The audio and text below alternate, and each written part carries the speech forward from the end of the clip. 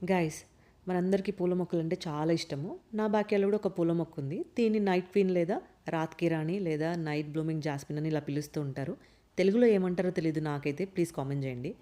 నేను మల్లెలు లేదా సన్నజాజులు, వీరజాజులు, చమ్మేలీలు ఇలా ఏ పేరైనా చెప్పండి. 6 గంటల తర్వాత అద్భుతమైన సువాసనలు వెదజల్లే పూల మొక్కలు ఏవైనా సరే చిన్న చిన్న కంటైనర్‌లలో కూడా పెంచుకుంటూ ఉంటాను. 4, 5 టైం అప్పుడు సాయంత్రం పూట ఇంట్లోకి తీసుకెళ్తాను. 6 గంటలకు అవి బ్లూమ్ అవుతూ ఉంటాయి.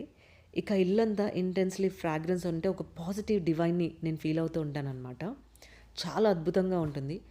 కొన్ని సందర్భాలలో రూమ్ ఫ్రెషనర్స్, ఎయిర్ ఫ్రెషనర్స్, ధూపాలు లేదా అగరబత్తులు ఇలాంటివి వాడుతూ ఉంటాము. ధూపాలు, అగరబత్తులు అయితే అవి వాడుతూనే ఉంటాము. కానీ ఎయిర్ ఫ్రెషనర్స్, రూమ్ ఫ్రెషనర్స్ చాలా కెమికల్స్ ఉంటాయి. అవి వాడకుండా ఈ మొక్కలు సాయంత్రాలు ఇంట్లో పెట్టుకోండి.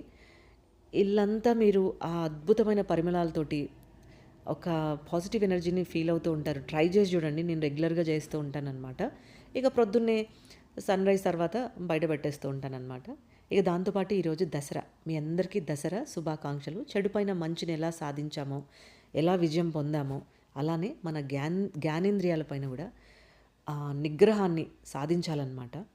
సో మరొకసారి మీ అందరికీ దసరా శుభాకాంక్షలు. అందరూ బాగుండాలి, అందులో మేము ఉండాలని మనస్ఫూర్తిగా కోరుకుంటూ మరొక వీడియోలో కలుసుకుందాం. Thank you for watching.